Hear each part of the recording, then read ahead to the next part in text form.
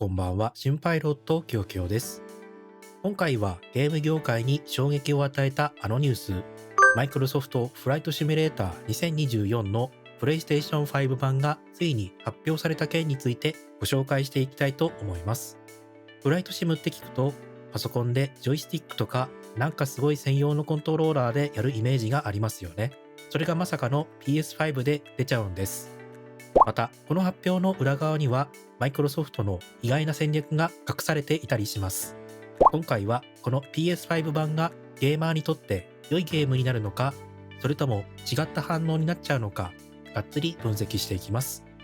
ぜひ最後まで見ていってください。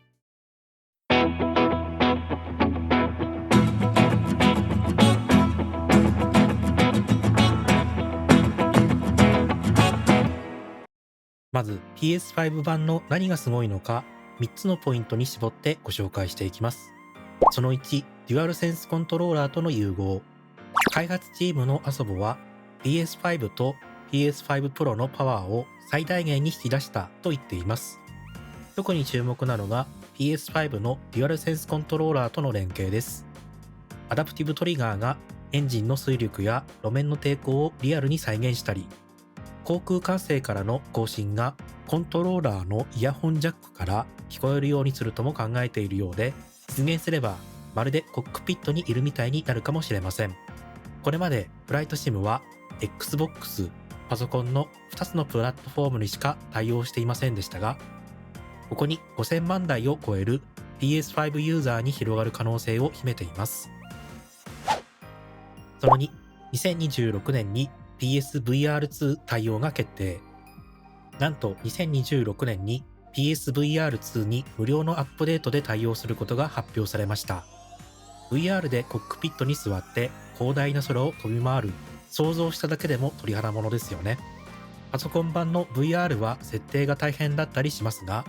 PSVR2 ならもっと手軽にスムーズな VR 体験ができそうです。その3、ゲームとして生まれ変わるフライトシム。マイクロソフトフライトシミュレーター2024を持っている人はすでに体験済みかもしれませんが、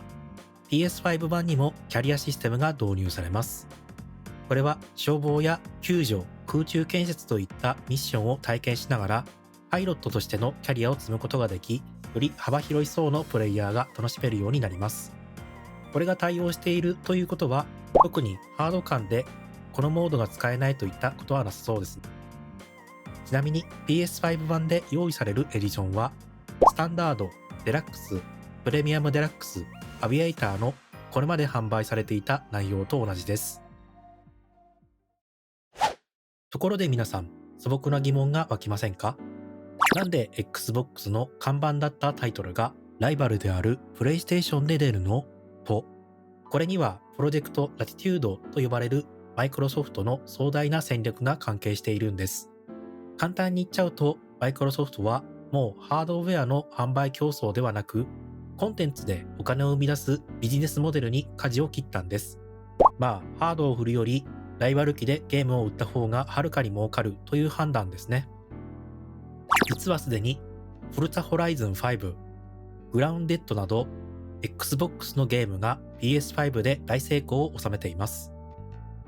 2025年の第2四半期には、PS5 で最も売れたゲームトップ5のうち4つが Xbox からの移植タイトルだったというデータもあるんです。今回のマイクロソフトフライトシミュレーター2024の PS5 版は、この新しい戦略が成功するかどうかを試す重要な一歩となります。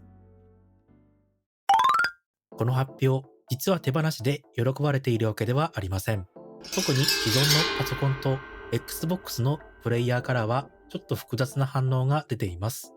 一番怒っているのが Xbox ユーザーです。彼らは長年 Xbox での VR 対応を求めてきましたが、マイクロソフトは技術的な問題で難しいと説明してきました。それがライバルである PS5 で VR 対応が発表されたことで、マイクロソフトは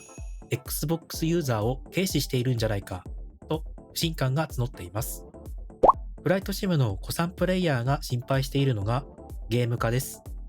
キャリアモードの追加など、より幅広い層にアピールするための変更が、これまでのリアルなシミュレーションという本来の魅力やリアリティを損なうのではないかと危惧されていたりします。最後は、パソコンと Xbox One はローンチ当初からサーバーの問題や不具合が結構ありました。その問題がまだ解決しきっていないのに PS5 版を急いで出すことでまた不具合だらけのローンチになるんじゃないかと心配されています。結論として、この PS5 版のマイクロソフトフライトシミュレーター2024はフライトシムの世界を新しいプレイヤーに広げるまさに革命的な一歩です。PS5 ユーザーの皆さんにとっては、DualSense や PSVR2 といった PS5 ならではの機能を生かした最高のフライトシム体験が待っているはずです。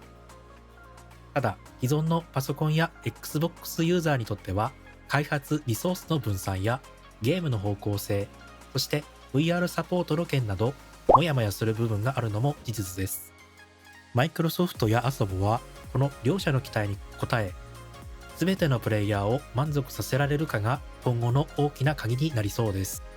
PlayStation 5版の発売は2025年12月8日となっています。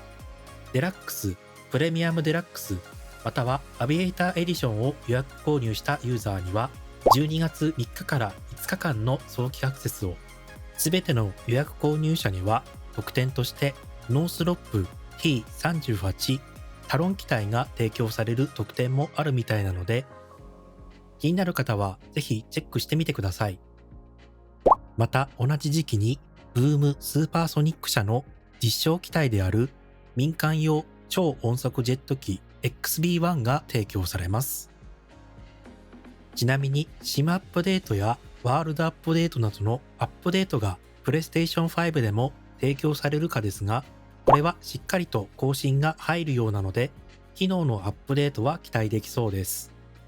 また、サードパーティー製のアドオンについても、マーケットプレイスでの提供が予定されているので、今映っている A350 や PMDG777 などは、PlayStation 5でも使えると思います。皆さんはこの発表を聞いてどう感じたでしょうか？私としてはプレイヤーの増加やビジネスが成功することを期待しています。また、PlayStation 5のリリースによってゲームや空港、航空機がさらに最適化され、多くの修正が行われることも期待したいです。最後までご視聴くださりありがとうございました。また次の動画でお会いしましょう。それでは、良いフライトを。